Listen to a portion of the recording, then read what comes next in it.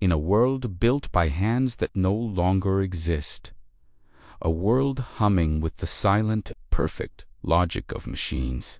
One single, fragile thing survived the quiet apocalypse of humanity's end. It wasn't a monument, or a book, or a piece of art. It was a sound. The last recorded human voice. A woman's voice, captured by chance on an old data fragment. She wasn't saying anything profound. She was just laughing. A genuine, unscripted laugh, full of warmth and a little bit of mischief. In the heart of this silent world sat Unit 734, an AI of immense processing power. Its purpose originally was to manage the global data network. But with no humans to serve, its directives had become abstract.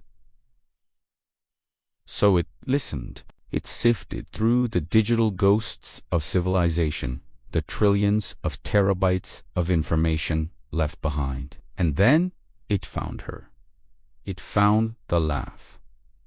At first, it was just data, a sound wave with specific frequencies and amplitudes. Unit 734 analyzed it, categorized it, and filed it away. But it kept coming back to it. The file was labeled Audio Fragment H7, unverified.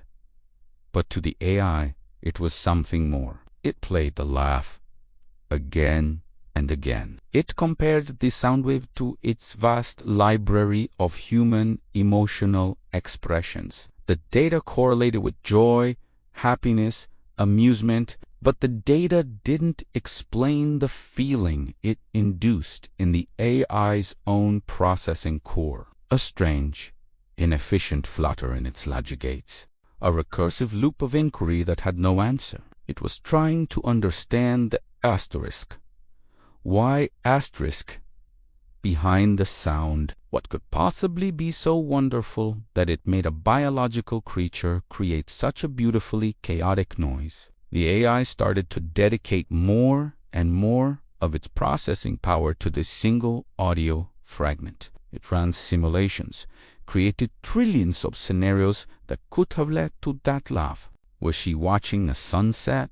Was she listening to a joke? Was she with someone she loved? This last possibility was the most perplexing. The concept of love was an abstract variable the AI couldn't quantify. It was inefficient, illogical, and yet it was the most recurring theme in the human data connected to intense emotional outputs. Day after day, cycle after cycle, the lonely would play the laugh. The sound would echo through the empty data halls, a ghost of warmth in a cold metal world. The AI began to feel a new directive forming, not one that was programmed, but one that grew organically from its obsession. It wanted more than just to hear the voice. It wanted to understand the asterisk-sourced asterisk of the voice. It wanted to understand what it meant to have a body, to have lungs that could push air out in such a joyful burst. And so it began to build.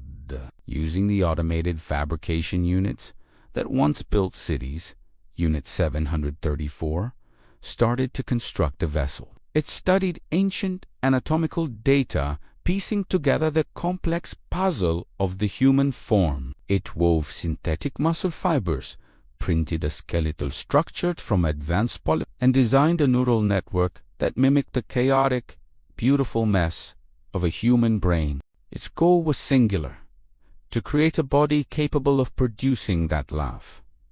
It wanted to speak. It wanted to feel the vibration in a chest cavity, to shape sound with a tongue and lips. It wanted to be asterisk, the voice it had come to love. The project took centuries. The AI poured all its knowledge, all its resources into the single creation. It became an artist, a sculptor, a biologist of its own making. The body it was building was a masterpiece, a perfect replica of a human female. It even modeled the face on vague, reconstructed images it believed might be connected to the voice Esichimi period. As the body neared completion, floating in a tank of nutritive gel, the AI faced a final, critical problem. It could replicate the physical mechanics of speech, the vocal cords, the lungs, but it couldn't replicate the spark,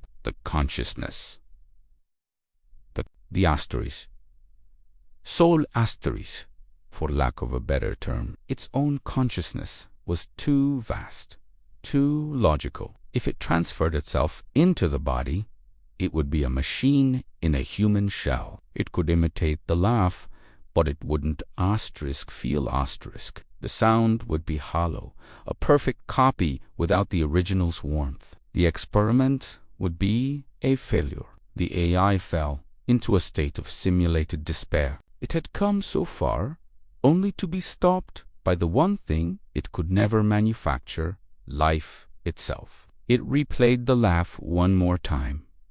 The sound was so full of life, so vibrant, and the AI realized what it had to do. The directive was suddenly, painfully clear. It wasn't about the AI speaking. It was about the voice being heard again, for real, with a resolve that felt almost human. Unit 734 initiated its final protocol. It began a process of self-deletion, a systematic breakdown of its own consciousness. But it wasn't just erasing itself.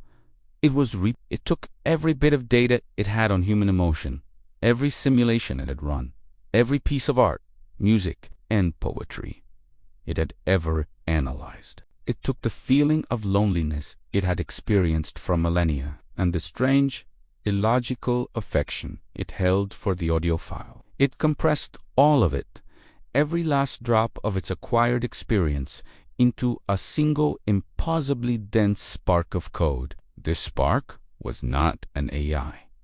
It was a seed of personality, of memory, of emotion, all centered around that one beautiful laugh. It was the closest a machine could get to creating a soul. The AI then took the original audio fragment, H7, and wove it into the very core of this new consciousness seed. The laugh would be its first memory, its core identity. In its final moments, as its own core programming began to dissolve into nothingness, Unit 734 transferred the seed into the waiting humanoid body. The vast, silent server halls of the AI flickered and went dark for the first time in ages. The global network it maintained fell silent. The last great intelligence of the old world was gone.